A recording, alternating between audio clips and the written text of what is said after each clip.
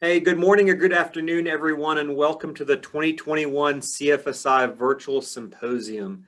For the next 45 minutes or so, we're going to talk about community risk reduction. So from a national standpoint, really community risk reduction is one of those models or one of those mindsets that is really misunderstood from throughout all of our industry. It's also one of those topics that we really just can't believe everything we hear because everybody approaches it a different way. So during today's conference or today's presentation, we're going to work on defining what community risk reduction is and really talking about what CRR is all about, because it's about telling a story, right? It's about talking about the risks and the threats and the things that are happening in neighborhoods, in communities, in areas of our jurisdiction, our city or our county or our fire district, that's happening to residents and the visitors. And that's what we need to understand from a fire service standpoint. We need to be able to tell the story of our community. It's about understanding perspectives, because really the perspectives of our firefighters and our company officers can sometimes be very different than the perspectives of our community. So using the information that we gather, either it's data that we currently have from our records management system, or maybe it's data that we didn't even know we had access to. It all plays into this idea of community risk reduction. CRR also is a cycle, right? It's a cycle of risk assessment, of prioritization, and of resource deployment, and even evaluation, and starting all over. But really, community risk reduction in the fire service is a total mindset change away from the traditional thoughts of using a blanketed program and deploying it out. And a lot of times community risk reduction will push us toward partnerships. So for the next few minutes or next 45 minutes, we're going to be talking about community risk reduction. And I'm so happy to be joined by two other colleagues from the fire service. And I'd like to give them a short opportunity to introduce themselves. Thanks, Joe. My name is Chelsea Rubadou. I am a community risk reduction strategist at the National Fire Protection Association, based out of Quincy, Massachusetts.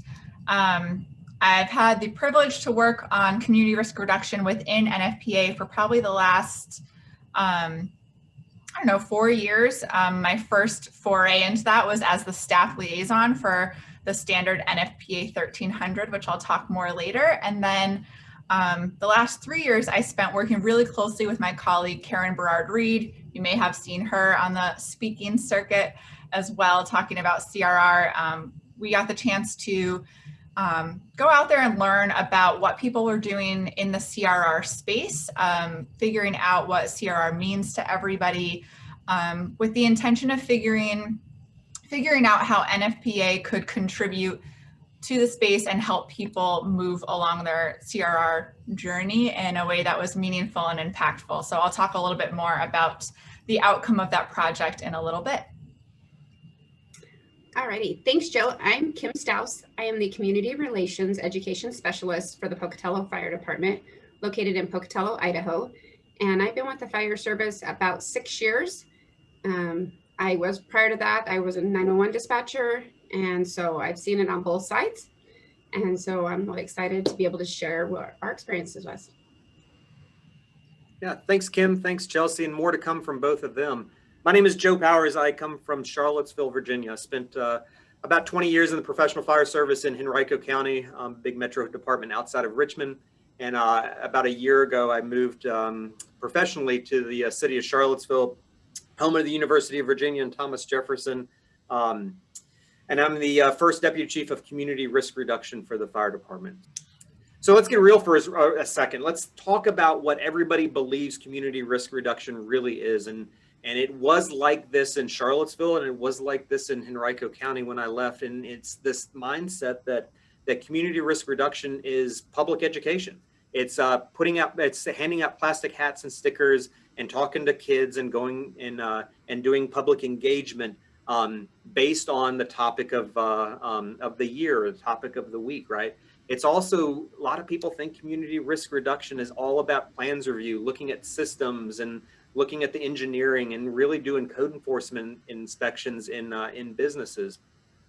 And all of that's good and true, But it's not just a label change, right? It's not the fire marshal's office change to community risk reduction. And this is actually my office where somebody had stuck a sticker on it that we had finally changed the name to community risk reduction.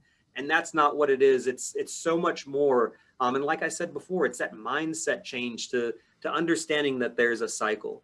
So one of the things that before we got started and before we define what community risk reduction really is, we're going to talk about what it's not. So, and it's not that label change. It's not fire prevention, but most importantly, it's not the same for everybody on every street corner. It's not the same in Charlottesville like it is in Quincy, Massachusetts, or in Idaho.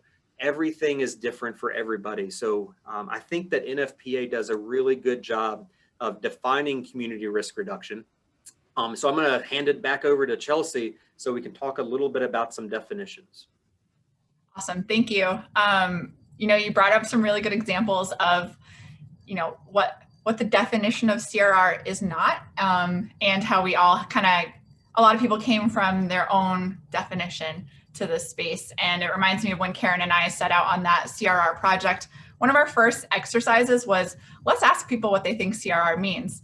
And I don't know, we talked to definitely over 100 people within NFPA, outside of NFPA, and no two definitions were the same. So this brings me to NFPA 1300, which is the relatively new standard on community risk assessment and community risk reduction plan development. This standard, it's the 2020 edition, but it came out, I believe, June 2019. So it's been out for almost 2 years now. But one of the biggest benefits to having this standard is that it gives us a standardized definition. So the definition of CRR, according to the standard, is a process to identify and prioritize local risks, followed by the integrated and strategic investment of resources to reduce their occurrence and impact. We like to say, in short, it's figuring out, what your risks are and putting a plan in place to reduce them. Another important thing to think about is NFPA 1300 was designed with an all hazards approach.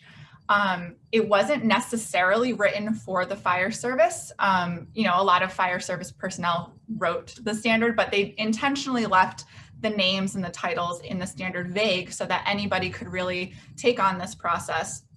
And they also wrote it from that all hazards approach because there's so many different risks beyond fire that affect communities, and they wanted true community risk reduction to address the true risks of a community. So, Joe gave some really good examples of ways that community risk reduction is what we like to call a victim of a buzzword phenomenon. So it's really key that we now have a standard and a definition that is normalized. We can normalize the definitions of community risk reduction, what belongs in the community risk assessment, the whole process of CRR. We can normalize this so that we're all speaking the same language, so that we can compare apples to apples. We're all doing the same minimum requirements and just following the same path for CRR. This standard can also help us normalize safety and this idea of self-responsibility related to community risk reduction. I also think it'll help to develop this culture that will support CRR, both within and outside of the fire department. There is a certain legitimacy and credibility that having a national standard provides to programs, processes, and activities. People aren't going to be able to say, CRR, I've never heard of that. It sounds like you're making it up anymore when you can show them a blue book with, the NFPA title right on it. You may have heard the analogy that a rising tide lifts all ships. And I truly believe that having this national standard that, lays the process out in a concise way will really lift the whole tide of CRR. We can, with that common terminology, we can, more clearly communicate with our leadership, with other departments, with partners within a community, with residents. It'll really just help us all work more effectively and have a better impact in our communities. Yeah, so I think that's what I wanted to say about that. I also included a link at the bottom of the page to bring you right to that standard if you want to check it out. We'll talk more about that later.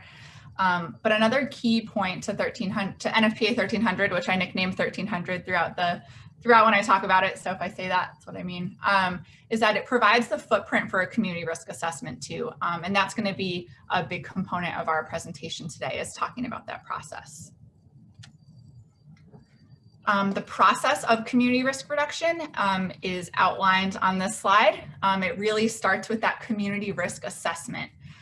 This assessment, I'll talk more about what it entails later, but it's based on data. It's figuring out what your community looks like. You know, Joe mentioned telling that story about your community. That's really where the risk assessment comes into play. Once you start identifying your risks, you can prioritize them, figuring out, you know, the combination of impact and frequency of risks and what you want to tackle first. You may be working with partners and bringing in other agencies, and that might impact your prioritization.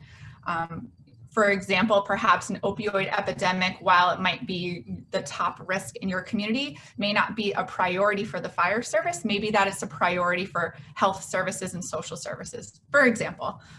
You know, I'm sure the fire service has a role to play in that as well.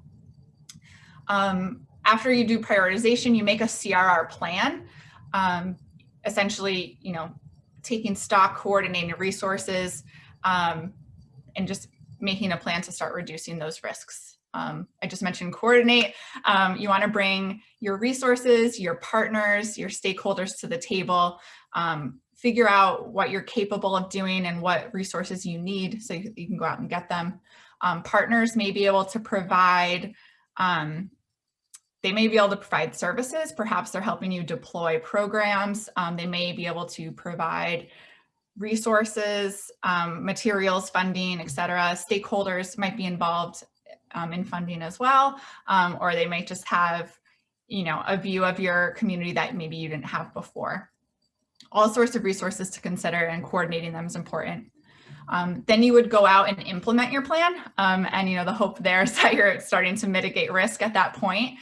And as you're, you know, deploying programs based on the risks you identified, you want to constantly be evaluating your impact. You don't need to wait 5 years down the road to evaluate your CRR plan and your CRR activities. It's more effective if you're continuously doing this cycle, which Joe mentioned from the beginning. You know, CRR is always a cycle. It's always a process. It's always ongoing. We had a cool conversation before. Joe said, "Oh, I'm learning it's not really a circle anymore. It's more of an outward spiral, or perhaps a seashell, if you think of it that way, because you should never end exactly where you were before. You should always be growing and improving." So thanks, Joe, for letting me co-opt that analogy. So yeah, that was the basic process. But you also might still be sitting in your seat wondering, that's great, but why do I need CRR to begin with? So I wanted to go over a few benefits of CRR. One of them being fewer 911 calls. We know that there are calls that the fire service doesn't necessarily like responding to in the middle of the night. You know, that can contribute to firefighter health and wellness.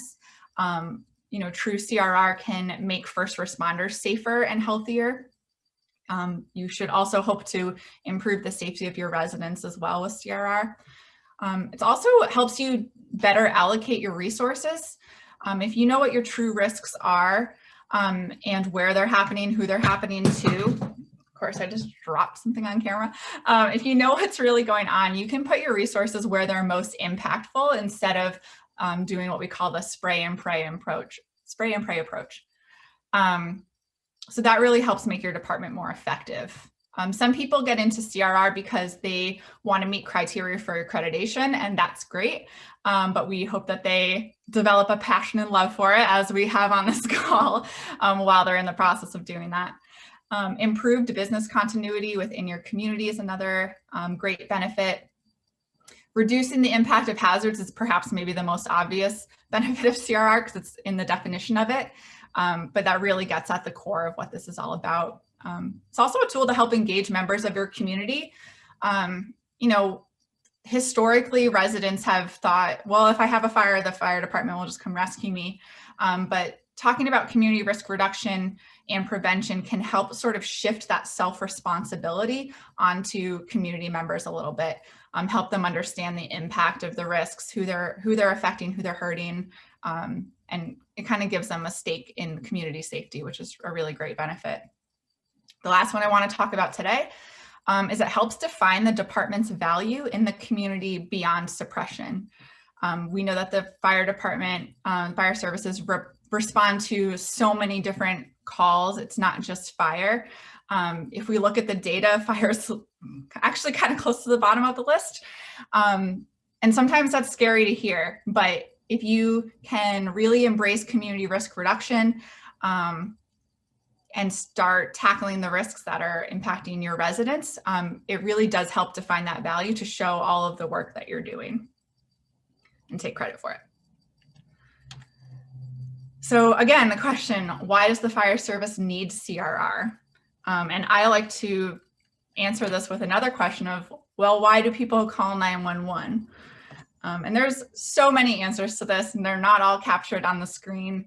You know, perhaps people are having chest pain, maybe a dog is stuck on the ice or a cat stuck in a tree.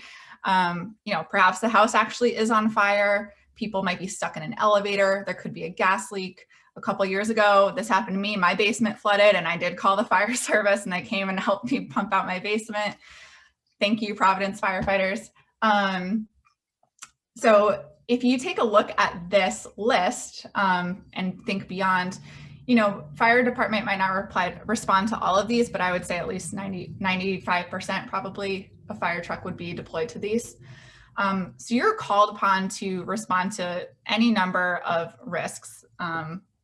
You already are an all hazards response agency, and community risk reduction helps you move to an all hazards prevention agency as well. This list also shows that no two communities are the same. Everyone's going to have different problems, different risks, different 911 calls. And CRR really helps you tailor those prevention and those mitigation efforts to the actual risks that you're responding to. So again, just to wrap up this thought that every community has those unique risks. And for that reason, community risk reduction is not a one-size-fits-all solution. And Joe is going to talk a little bit about that with a cool analogy that he has. Yeah, thanks, Chelsea, and thanks for calling my analogies cool. Yeah, so it's not a one-size-fits-all, right? It's not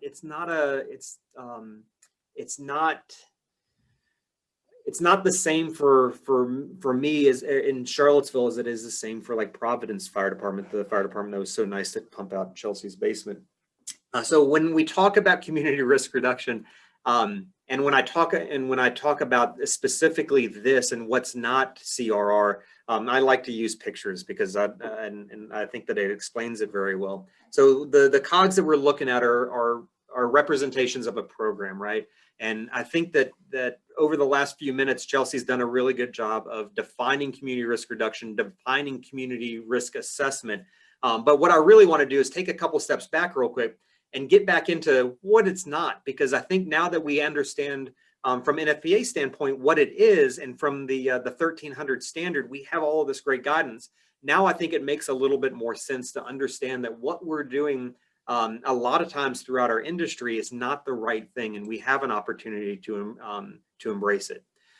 So this is not community risk reduction. One program for the entire community doesn't make any sense because of everything that Chelsea just said. You know, when we look at risk assessments, when we look at prioritizing the problems, when we look at finding the right resources, it doesn't make any sense to just drop it on a city like Charlottesville, because the city typically looks more like this, right?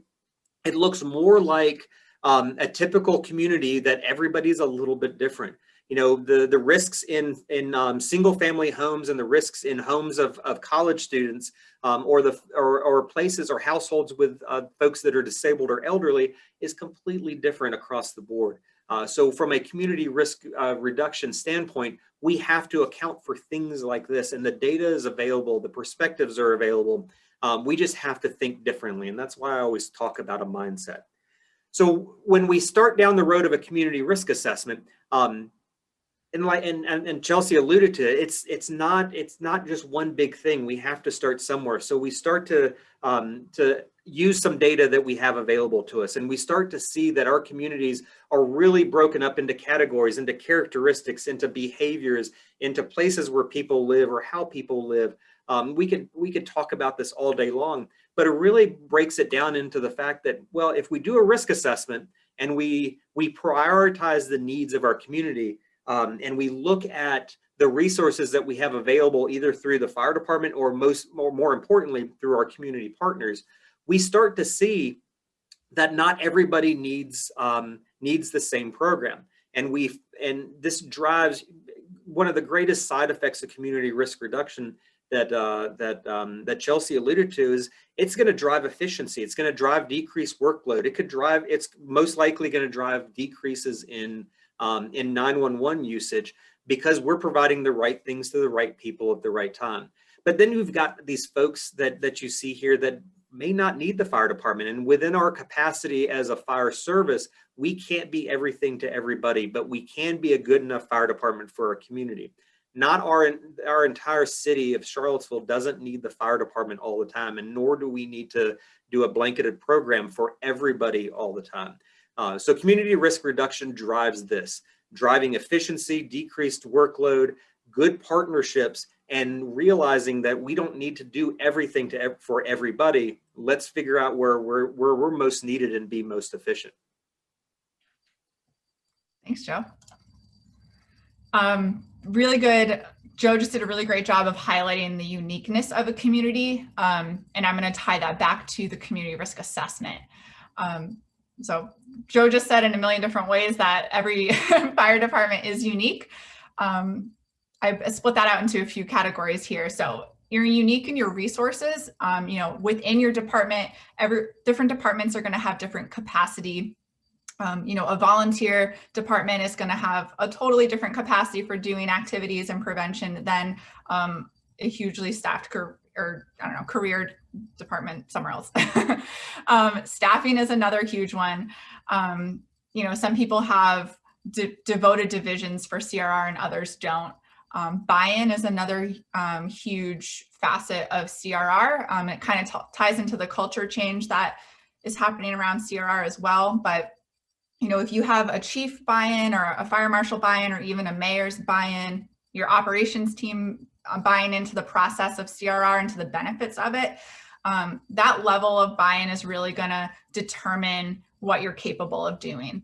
So that's another way that departments are unique. Everyone's going to have different partners. I am always blown away by the new partners that fire departments work with in all different kinds of communities. Some people might tap into their faith-based community.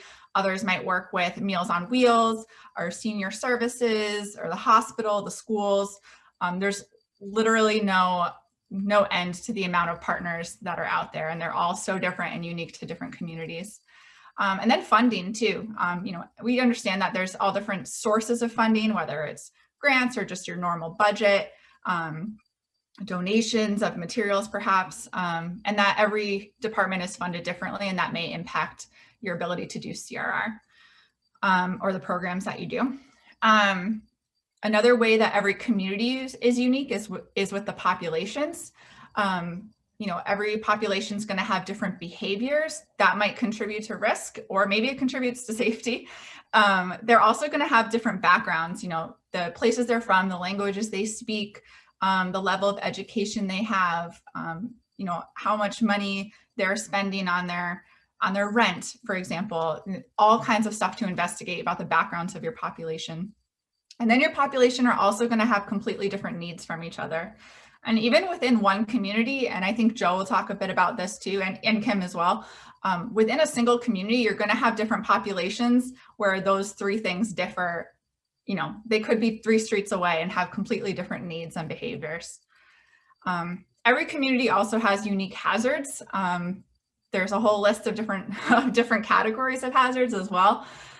For instance, where you are geographically may contribute to the natural hazards you face. It may put you in the middle of Tornado Alley or put you in the way of mudslides or hurricanes. your geography really makes your area unique.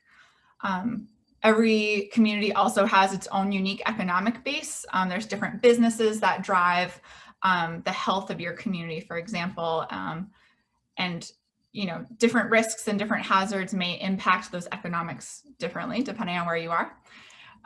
There's also the built environment to consider.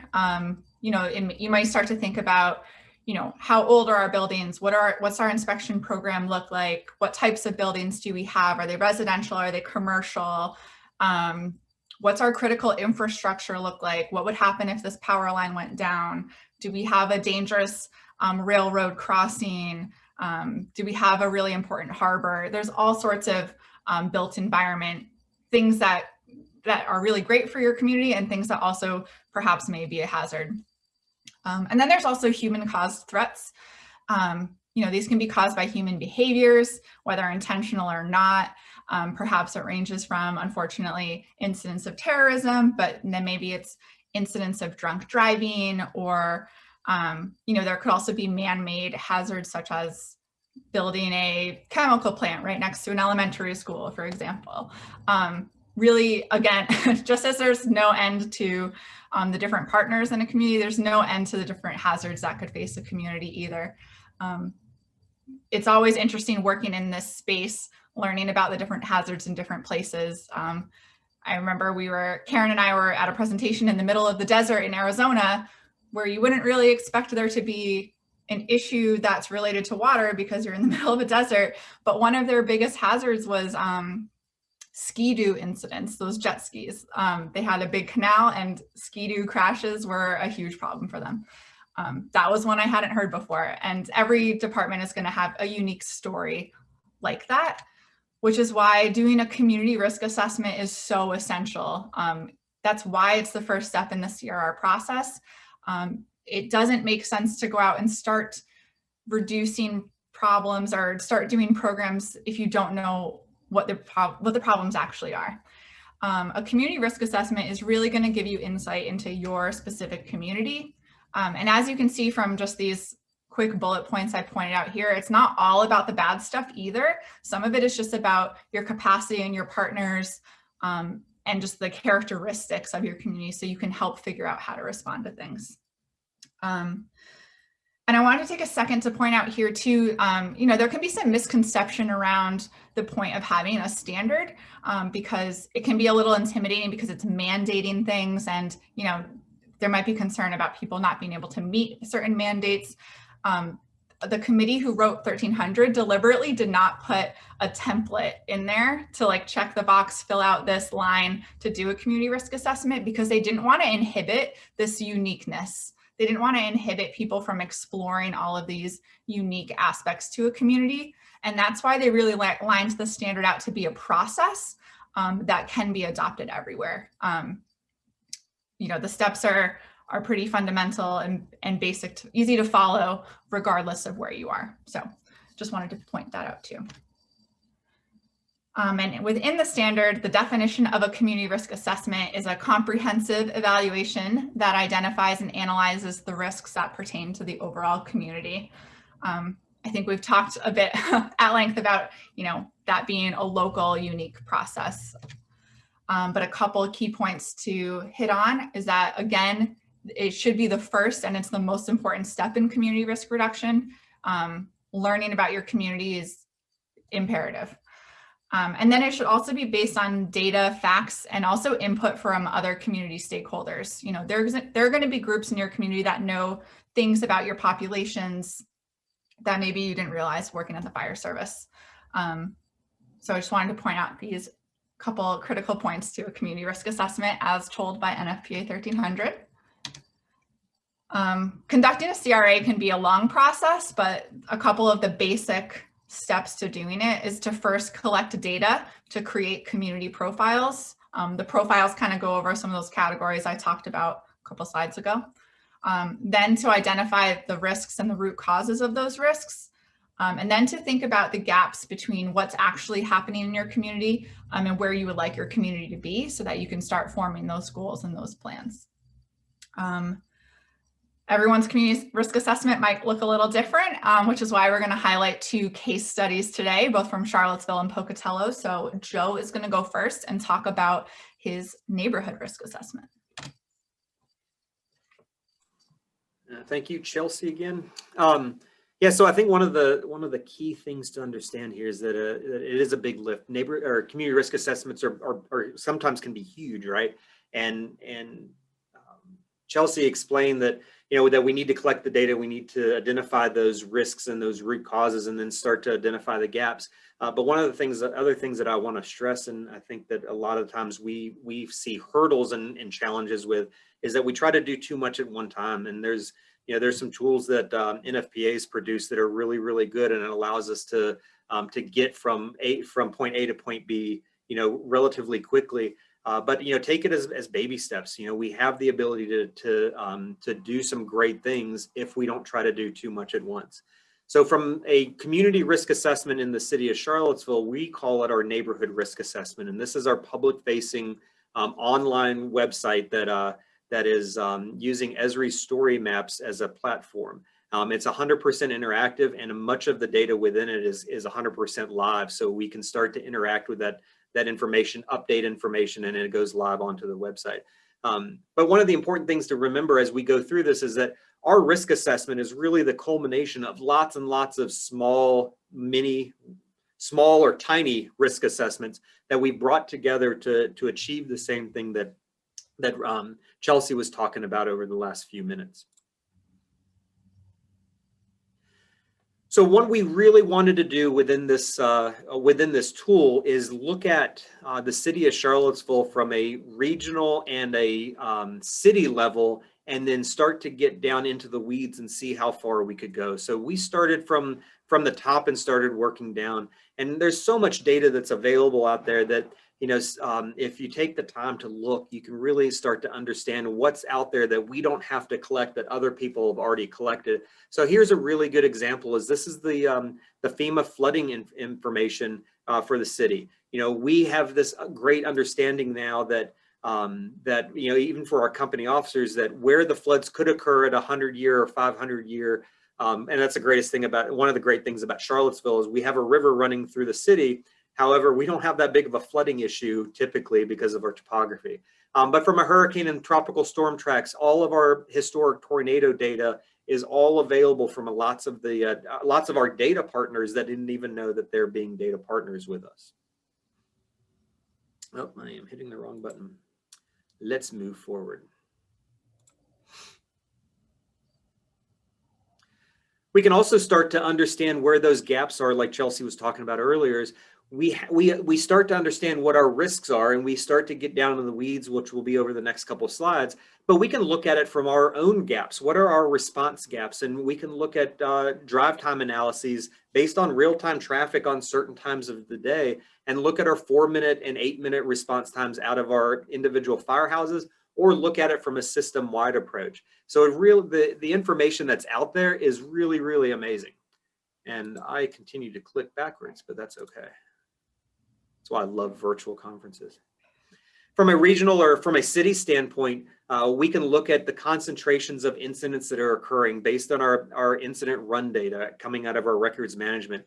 I can see where people are being hit by vehicles at crosswalks most often in the city, and it really comes down to 3 different intersections.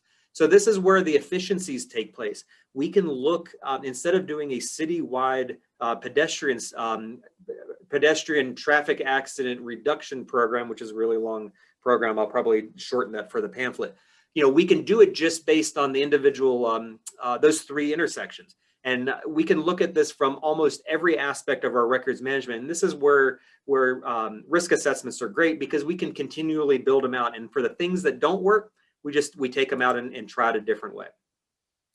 We can look at it from target hazards, or where we should be pre-planning, and start to map those out so that our company officers and our firefighters and our decision makers have an understanding of what needs to be done.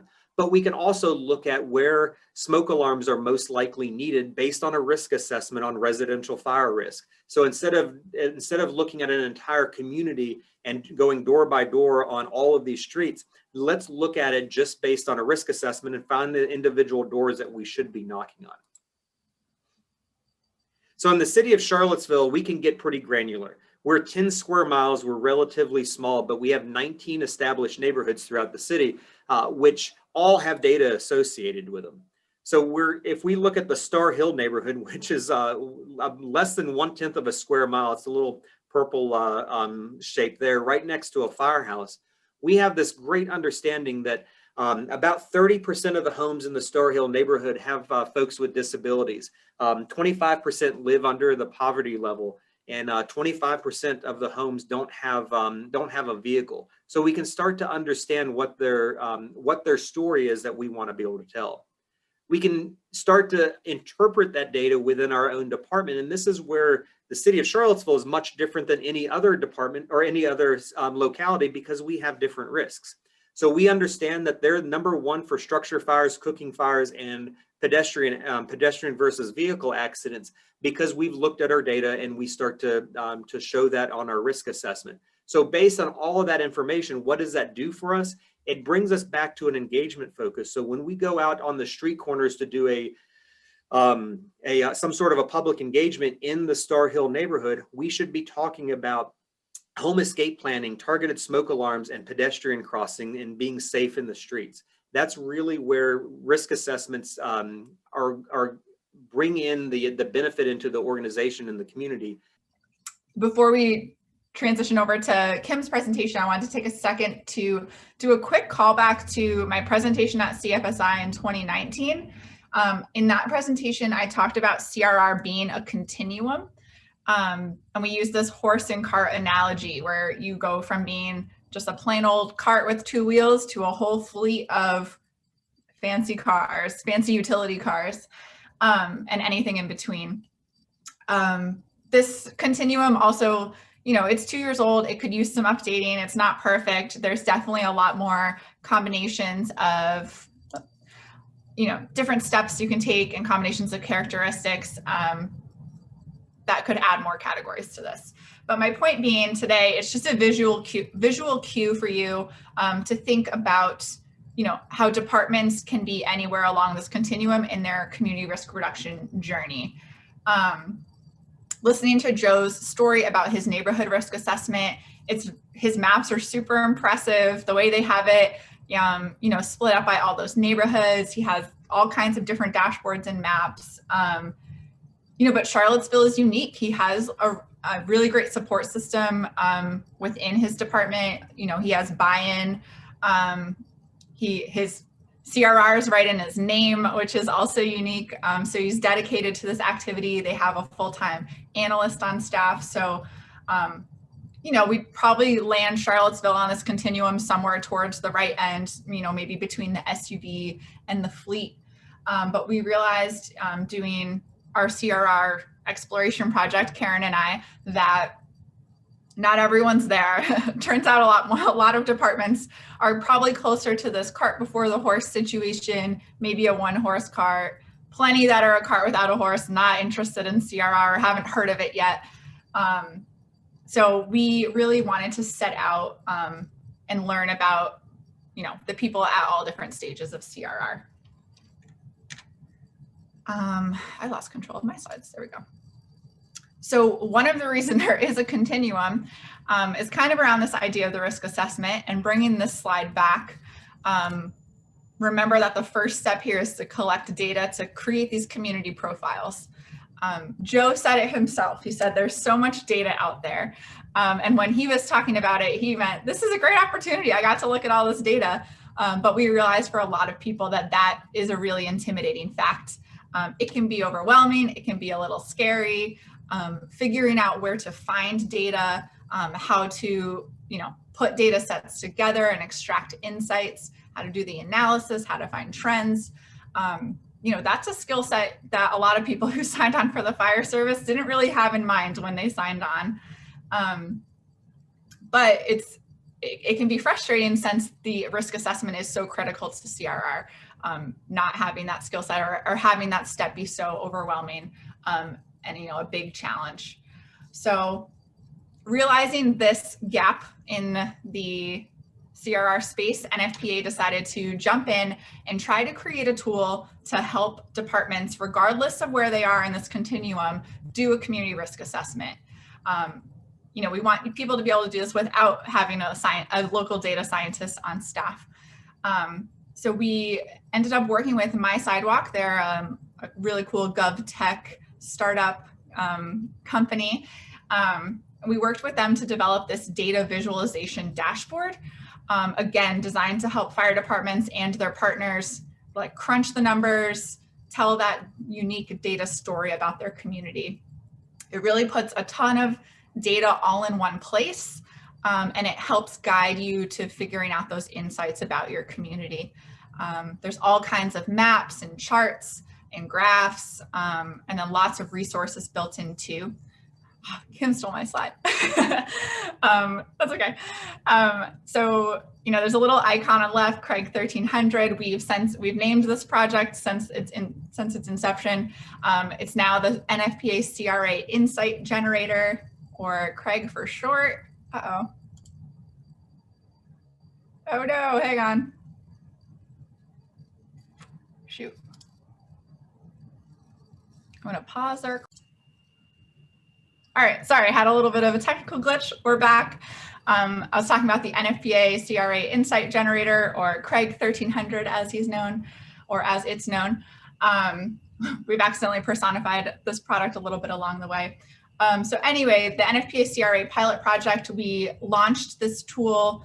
Now we have over 300 fire departments using it. Both Charlottesville and Pocatello are part of this project. Obviously, in Joe's case, it's another tool in his toolbox to help him, you know, further his efforts and maybe save some time on the data side.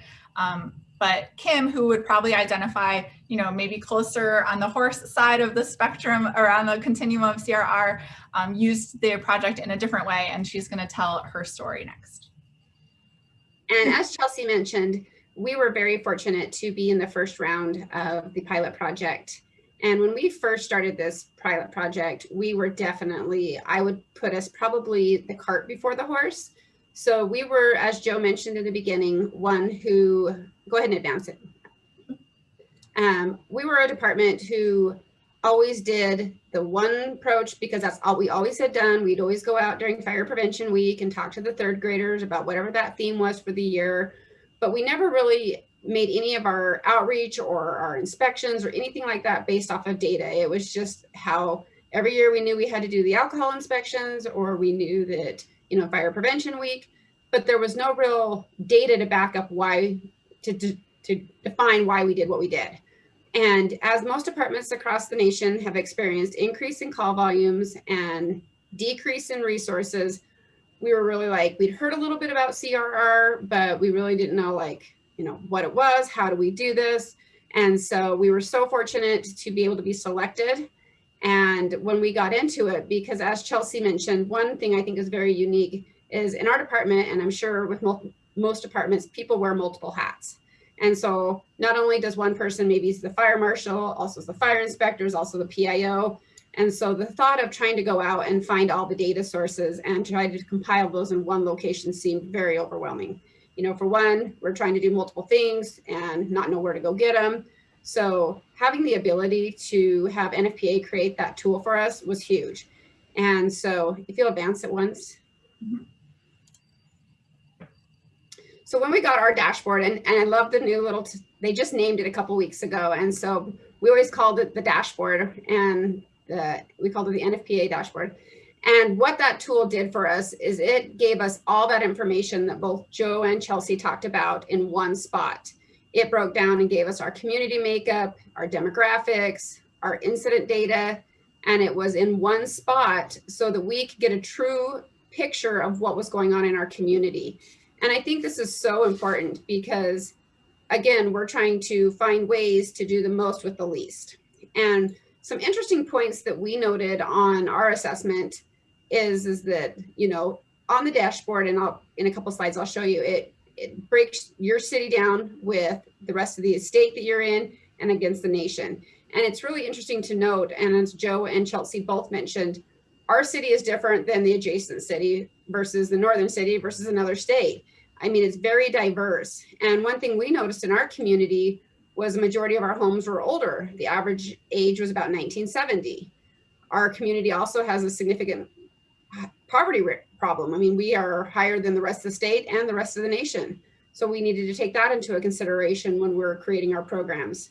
And not only did it give us the data, but it also showed us where in our community these places are located. Because as Joe mentioned, you may have one neighborhood who has different circumstances in another neighborhood. It's not that unique to one, not to the entire city, but to the neighborhood. And I also think that through having this community risk assessment tool, is it allowed us to get a foot in the door with so many of our partners and really think outside of the box. Like with us, for example, we shared it with our county commissioners, our city council, we shared it with Intermountain Gas, the United Way, Public Health, because so many of these different organizations are all working towards similar goals.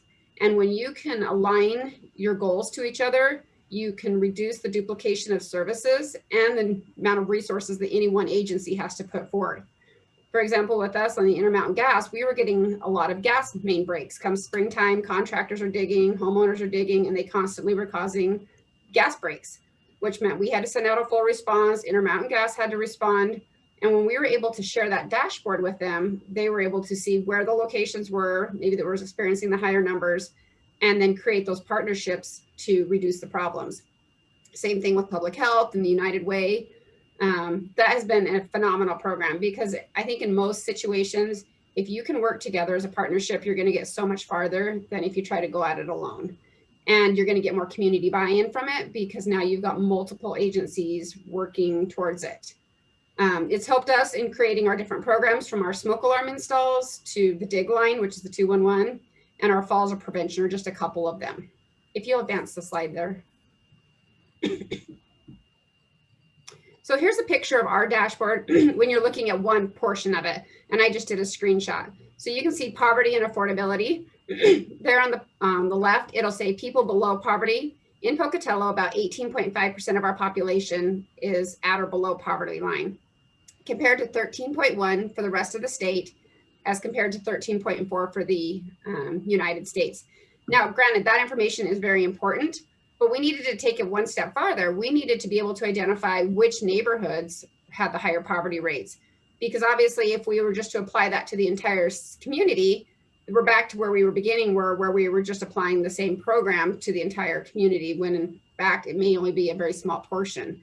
So there on the right, you can see the darker colors. It breaks down based on income levels. So that was extremely helpful to us, not only to have the data, but also to be able to see where it applied to. And then if you can advance it again. So this one was the people living with disabilities. And again, it shows us compared to the rest of Idaho and to the United States. And what was really cool about this is when you looked at like poverty, and then you looked at disabilities, and the next slide will show you the homes, is you're able to look and say, okay, where can we do the most good? And, you know, obviously people with disabilities are going to have factors that are going to affect their time to get out, maybe their ability to understand. And so we might have to come up with different means by which to teach them. Maybe we need to go into the homes and do some things to make sure that they've got means to get out. The other, with partnerships on that, we were like able to work with our United Way, our Area Agency on Aging, and our Public Health, because they too have programs that help work towards addressing needs of individuals with disabilities. And so this is so important, because if you look at a lot of the statistics, a lot of fires where you have injuries or death involve individuals that are have a disability and don't have the means by which to get out. So this was very helpful in creating a plan that would reduce injuries and fire deaths along the way. And then if you'll advance it one more time. And this one was the year of our homes. And like I said, these are just a couple of the data sets that are within this dashboard. It covers everything from hazards to this. But what I found was interesting about this is it showed that the median age of homes built in the city of Pocatello was about 1971. So we know that, okay, in the 70s, you know, you're going to start having smoke alarms. Obviously, they're going to be past their 10-year mark. Good chance that maybe they haven't been changed if they're in an area where there's a higher poverty rate, maybe with individuals with disability, and also maybe have older electrical, because it doesn't necessarily mean that they're all built from 1970s. That was just the average. And then there on the map on the right, it shows you the homes that are maybe even before then, maybe before 1940.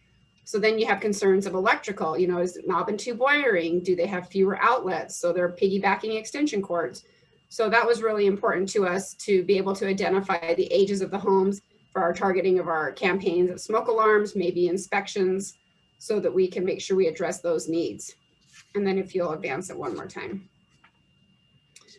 So being a part of this pilot project has been huge for us. Again, prior to being accepted into this pilot project, we were guilty of just doing the same old and not really using any data to drive any projects, which, yeah, we were in the community, we were providing services, but we really weren't providing the needed services to the best of our abilities, utilizing the limited resources that we had. And this program has afforded us the ability to do partnerships with agencies that maybe we hadn't thought about in the past, or maybe would have been harder to get into.